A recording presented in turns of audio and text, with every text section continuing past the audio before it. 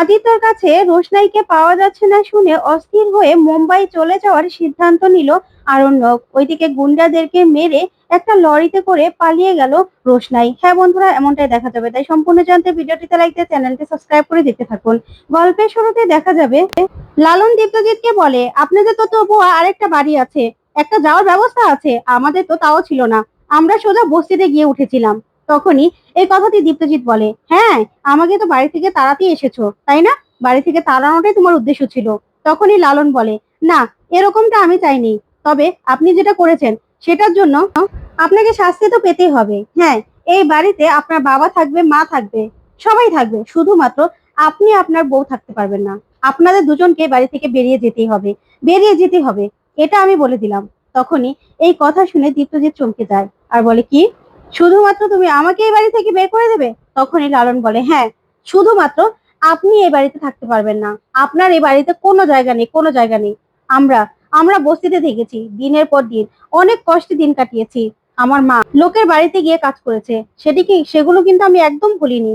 তখনই দেখা যাবে জাহ্নবী বলে, আচ্ছা আমাদেরকেও কি এই বাড়ি থেকে বের করে দেবে, নাকি আমরা এই বাড়িতে থাকতে পারবো? তখন লালন বলে, আপাতত তো আপনারা থাকতেই পারেন, আপাতত আপনাদেরকে বের করছি না, তবে সময়ের সাথে সাথে কবে আবার আপনাদেরকে বের করে দেয় তার কিন্তু কোনো ঠিক নেই। তখন এই কথা শুনে জাহ্নবী চোখ বড় বড় করে তাকায় লালনের দিকে। ওইদিকে দেখা যাবে মিনির মা বলে, আমরা কিন্তু ওই অংশে যাব না বাবা, আমরা ওই অংশে থাকতে পারবো না, আমরা যেখানে আছি সেখানেই আমরা ভালো আছি। ওই অংশতে আমাদের গেলে যে একটুও থাকতে ভালো লাগবে না, আমাদের অনেক অস্বস্তি হবে বাবা, তাই আমি তোমাকে বলছি, আমাদের জোর করবে না। তখন লালন বলে, কেন কেন আপনার কষ্ট হবে বলুন তো? ওই অংশটা তো আর ওনার একা নন, ওনার নেই এখন, ওই অংশটা আমার, তাহলে আপনি কেন থাকতে পারবেন না? তখনই ছোট বলে, মেজদা যাও যাও, এবার গিয়ে একটু দেখো কেমন লাগে। তারপরে কমিশনার সাহেব বলে, আচ্ছা লালনের তো অনেক বড় মন, তাই আপনাকে 15 কোটি টাকা দিতে হচ্ছে না, তারপরেও এই বাড়িটা আপনাকে ছাড়তেই হবে, এই বাড়ি থেকে আপনি চলে যাবেন। তখনই আরণ্যক বলে, আমার বাবার অপরাধের জন্য আমাকেও তো যেতে হবে। তখন লালন বলে, না না আরণ্যক দা, তুমি কোথাও যাবে না, তুমি এইখানেই থাকবে। তখনই মিনি বলে, হ্যাঁ দাদা ভাই, তুই কোথায় যাবি? তুই কোথাও যাবি না। তখন দুষ্টু বলে, বাবা মা চলে যাবে আর আমরা এখানে থাকবো? তখন লালন বলে, তোমাদের ইচ্ছে, তোমরা থাকতেই পারো, তোমাদেরকে তো আর আমি তাড়িয়ে দিচ্ছি না। তখন দীপ্তজিৎ বলে, হ্যাঁ হ্যাঁ, সব শত্রুতা তো আমার জন্য তাই না, সবকিছু আমার থেকে কেড়ে নেওয়া হচ্ছে। তখন লালন বলে, না ভুল বললেন, আপনার থেকে কিছুই কেড়ে নেওয়া হচ্ছে না, আপনার থেকে যেটা পাও না সেটাই আপনার থেকে নেব, আর এর থেকে বেশি তো নেব না। আর শুনুন, আপনাকে কিন্তু টাকাটা দিতেই হবে, তাও তো আপনার সুদের টাকা দিতে হচ্ছে না। তখন এই কথাতেই আরণ্যকের মা বলে, হ্যাঁ সবকিছু তো কেড়ে নিয়েইছো, আর কি কেড়ে নিবে, চলো এখান থেকে চলে যাই, আর পুলিশ টুলিশ নিয়ে তো আমাদেরকে বের করতে এসেছো। তখনই কমিশনার সাহেব বলে, শুনুন, আপনাদের যদি বের করার হতো না তাহলে কিন্তু আরো খারাপ ভাবে আমরা বের করে দিতাম, তাই যে টাকাটা ওরা পায় তাদের তো দিতেই হবে সেই টাকাটা। তখন দীপ্তজিৎ বলে, হ্যাঁ হ্যাঁ আমি এক্ষুনি দিয়ে দিচ্ছি আমি। তখন দীপ্তজিৎ সঙ্গে সঙ্গে চেকটা লিখে তারপরে চেকটা সেখানে ফেলে রাখে। তখন লালন বলে, কি আপনি চেকটা ওখানে ফেলে রাখলেন কেন? আমার বাবা কি আপনাকে টাকাগুলো এভাবে দিয়েছিল? আমি যতদূর জানি বন্ধু ছিল আপনার, আপনাকে আমার বাবা নিজের হাতে ধরে টাকাটা দিয়েছে, আর আপনি কিনা চেকটা ওখানে ফেলে রাখলেন। তখন এই কথা শুনে দীপ্তজিৎ তাকিয়ে থাকে লালনের দিকে। তখনই মিনি যায়, মিনি গিয়ে চেকটা হাতে নেয় আর নিয়ে বলে, এই তো এই তো, পেয়ে গেছি লালন, আমাদের টাকা আমরা পেয়ে গেছি। তখন এই বলে খুব খুশি হয়ে যায় মিনি। তখনই বড় মা বলে, মিনি এরকম করতে হয় না মা, এরকম করতে হয় না। তখনই আরণ্যকের মা বলে, হ্যাঁ যেমন শিক্ষা পেয়েছে তেমনই তো হবে তাই না বড়দি, মেয়েকে কি শিক্ষা দিয়েছো? তখনই বড় মা বলে, শোন ছোট, হ্যাঁ আমার মেয়েকে আমি শিক্ষা দিতে পারিনি ঠিক আছে, কিন্তু কারো টাকা চুরি করা বা মেরে খাওয়া সেটা কিন্তু আমি শিখাইনি। তখন এই কথা শুনে অবাক হয়েছে আরণ্যকের মা। তখন আরণ্যকের বাবা বলে, হয়েছে হয়েছে, আর এসব কথা শুনতে চাই না, এই চলো তো, চলো আমরা আমাদের ফ্ল্যাটে যাই, ফ্ল্যাটে চলে যাই, তারপরে ওখানে গিয়ে আমরা থাকবো। এখন তো আমাদের পিছনে সবাই লেগেছে তাই না, এখন আমাদেরকে আর এখানে থাকতে দেবে না, অথচ সবাই থাকতে পারবে। তখন লালন বলে, হ্যাঁ আপনাকে এই বাড়ি থেকে চলে যেতেই হবে, আপনি আর আপনার বউ, আপনারা দুজন এই বাড়িতে থাকতে পারবেন না, সবাই থাকতে পারবে। তখনই আরণ্যকের মা বলে, হ্যাঁ এখন সবকিছু কেড়ে নিয়েছো, আর কি, এখন তো আমাদের আমাদের আমাদেরকে বাড়ি ছেড়ে বেরিয়ে যেতেই হবে তাই না, এখন আমাদের অংশ দখল করা হয়েছে। তখনই লালন বলে, ভুল বললেন, যা আপনার স্বামী আমার বাবা থেকে নিয়েছিল সেটাই আপনার স্বামী ফেরত দিয়েছে। কোনো এক্সট্রা কিছু কিন্তু ফেরত ফেরত দেয়নি। আর এখানে কেড়ে নেওয়ার কথা বলবেন না, এখানে আপনার স্বামী ঋণ শোধ করেছে, তাই এ বাড়িতে আপনাদের আর কোনো জায়গা নেই। আর আমাদের মতো আপনাকে তো আর বস্তিতে যেতে হচ্ছে না, আমরা তো বস্তিতে থেকেছিলাম। আপনি বুঝুন, আপনাকে বোঝার দরকার আছে যে নিজের বাড়িঘর ছেড়ে হঠাৎ করে চলে যেতে কেমন লাগে। তখন দীপ্তজিৎ বলে, আর কোনো কথা বলবে না। তখনই কমিশনার সাহেব বলে, শুনুন, আপনি আপনার যেটা পাওনা ছিল, ভালো, আপনার কপাল ভালো যে লালন আপনার থেকে সুদ সমেত নেয়নি, বুঝতে পেরেছেন? এবার বেরিয়ে যান এ বাড়ি থেকে। তখন ঠাম্মি বলে, বাবলু, বাবা এসো, আমার সঙ্গে আর তোমার বাবার সঙ্গে কিন্তু দেখা করতে আসবে, আসবে দেখা করতে। তখন দীপ্তজিৎ বলে, না মা, আমি আর কোনোদিনও এই বাড়িতে আসবো না, কোনোদিনও না, আমি এই বাড়িতে আর পাও রাখবো না। দেখলে না, আমার পাশে কেউ দাঁড়ালো না। তখন মাধবী বলে, আপনার পাশে কে দাঁড়াবে মেজদা? কারণ আপনি চুরি করেছেন, আর চোরের পাশে কেউ দাঁড়ায়? কেউ দাঁড়ায় না। আপনি যেটা করেছিলেন সেটা অন্যায় করেছিলেন। আপনার জন্য পুরো একটা পরিবার ধ্বংস হয়ে গিয়েছিল। তারা রাস্তায় নেমেছিল, পথে পথে ধরতে গেলে ভিক্ষে করার অবস্থা ছিল। তারপরেও তারা কোনোভাবে মানুষের বাড়িতে কাজ করে নিজেদের জীবন গুছিয়ে নিয়েছে। আর আপনি কিনা এসব কথা বলছেন? তাও তো আপনার যাওয়ার জায়গা আছে। তারপরেই দীপ্তজিৎ তার বউকে বলে, চলো চলে যাচ্ছি। তখন দীপ্তজিৎ আর দীপ্তজিতের বউ দুজনেই ঠাম্মি আর দাদুর কাছ থেকে প্রণাম নেয়। তারপরেই আরণ্যকের মা বর্দাকে বলে, নিন বর্দা, এবার খুশি হয়েছেন তো আপনি? খুশি হয়েছেন তো? তখনই জেঠু বলে, শোনো, আমাকে তুমি একদম দোষারোপ করতে পারবে না। আর বাবলুর জন্য আমি কি না করেছি এখানে সবাই জানে। আমি বাবলুর জন্য কি কি করেছি, তার জন্য কি ওকে আমি বলে দিয়েছিলাম নাকি যে ও অন্যের টাকা দিয়ে তারপরে রাজপ্রাসাদ করুক? তখন ছোটু বলে, হয়েছে বর্দা, তুমি না কষ্ট পেও না। যাও যাও মেজদা, যাও একটু নিজের ফ্ল্যাটে গিয়ে দেখো কেমন লাগে, ছোট ছোট ঘরে থাকতে কেমন লাগে। তারপরেও তো তোমার কপাল ভালো যে তোমাকে বস্তিতে যেতে হচ্ছে না, তোমার একটা ফ্ল্যাট আছে, সেখানে গিয়ে তুমি থাকতে পারবে। আর লালনদের তো তাও ছিল না। এবার নাও, নিজেদের নিজেদের পাপের প্রায়শ্চিত্ত একটু করো। তাও তো করতে পারবে কিনা জানি না, নিজেদের বোধ বুদ্ধি হবে কিনা তাও জানি না। একটু সৎ পথে গিয়ে উপার্জন করো, তখনই দেখা যাবে। সেখান থেকে রেগে চলে যায় আরণ্যকের বাবা আর মা।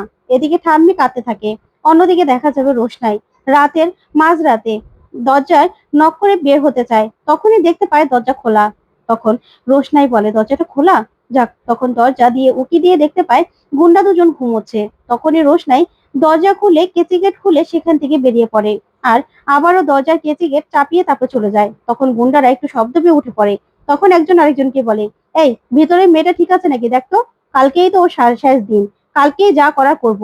কালকে না অনেক আনন্দ হবে রে, আনন্দ হবে। কালকে তো আমরা যা ইচ্ছে তাই করতে পারবো। আর ওর থেকে সইটা নিতেই হবে। চল চল, ভিতরে গিয়ে দেখ মেয়েটা ঠিক আছে কিনা। ওইদিকে লালন আরণ্যককে বলে, জানি আরণ্যক দা, তোমার কষ্ট হচ্ছে, কিন্তু আমার না কিছু করার ছিল না।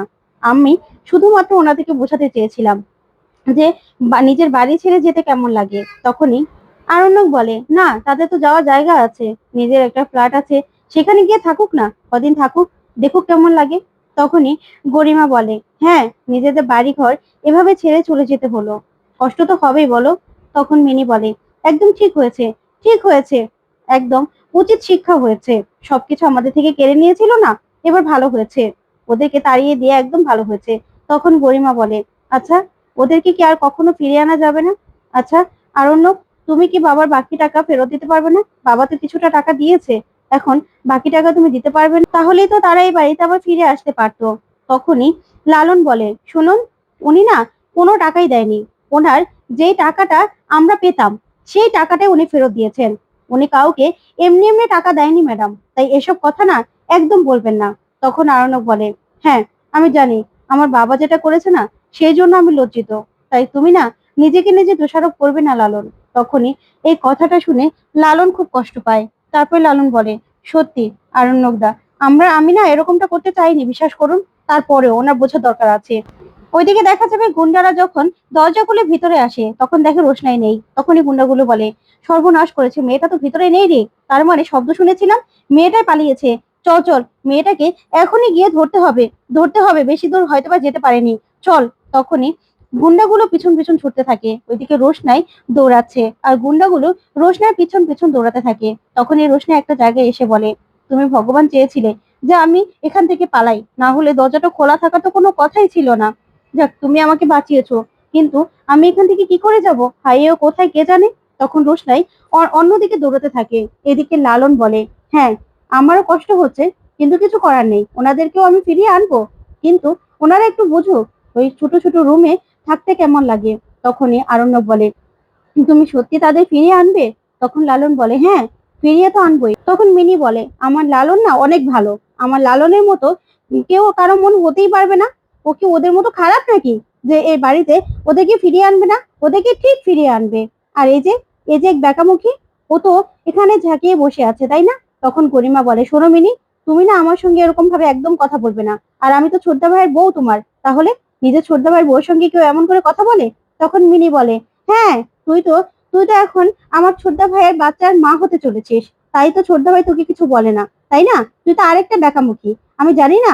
তারপরে আরণ্যক বলে, মিনি, এরকম ভাবে কথা বলতে হয় না, অন্যকে কষ্ট দিতে হয় না। তখন মিনি বলে, ঠিক আছে, আমি আর কাউকে কষ্ট দেব না, আর এভাবে কথাও বলবো না। তখন গরিমা বলে, হ্যাঁ, যে শিখতে চায় না তাকে তো শিখানো যায় না আরণ্যক, তাই না? তখন লালন বলে, আচ্ছা, মিনি না যা বলে সত্যি কথাটাই সবার মুখের সামনে বলে দেয়, সেটাই ওর দোষ। কিন্তু মিনি, এরকম ভাবে সত্যি কথাটা সবসময় বলতে হয় না, তুমি না ভালো মেয়ে। তখন মিনি বলে, হ্যাঁ, আমি ভালো মেয়ে। আচ্ছা, তোর সঙ্গে না আমি ভাব করে নিলাম, তুই তো আমার ছোটদা ভাইয়ের বউ, তাই না? তো বাচ্চা হবে, আমাকে ধরতে দিবি? তখন গরিমা সেখান থেকে রেগে চলে যায়। তখন মিনি বলে, দেখেছিস, শয়তানটা শয়তানি রয়ে গেছে, এটা হলো আরেকটা বেকামুখী। ওদিকে দেখা যাবে গুন্ডারা রোশনাইকে পাগলের মতো খুঁজতে থাকে। তখন রোশনাই একটা গাছের আড়ালে লুকিয়ে পড়ে। তারপরে গুন্ডাটা রোশনাইকে খুঁজতে থাকে, কিন্তু কিছুতেই পায় না। ওইদিকে রোশনাই একটা দেওয়ালের আড়ালে লুকোলেই সেখানে গুন্ডাটা আসে। তখন রোশনাই তাকে ইচ্ছে মতো লাঠি দিয়ে পিটায়, আর সঙ্গে সঙ্গে গুন্ডাটা সেখানে পড়ে যায়। তখন রোশনাই বলে, কি করলাম এটা আমি? ওনার আবার কিছু হয়ে যাবে না তো? না না, এখনই আমাকে এখান থেকে পালাতে হবে। এই বলে রোশনাই সেখান থেকে পালিয়ে যায়। তারপরে একটু এগোলেই একটা লরি দেখতে পায়, সেই লরিতেই পিছন দিয়ে উঠে পড়ে রোশনাই।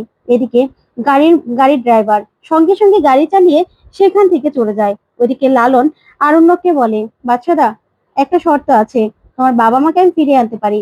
তখনই আরণ্যক বলে, শর্ত? কিসের শর্ত? তখন লালন বলে, রোশনাই যখন তখন এই বাড়িতে আসা যাওয়া করতে পারবে, ওনারা কেউ কিচ্ছু বলতে পারবে না, কারণ এটা আমার অংশ। আমার অংশে ওনাদেরকে আমি থাকতে দেবো, কিন্তু আমার অংশের ভার কিন্তু আমি কোনোদিনও ভাগ কিন্তু আমি ছাড়বো না।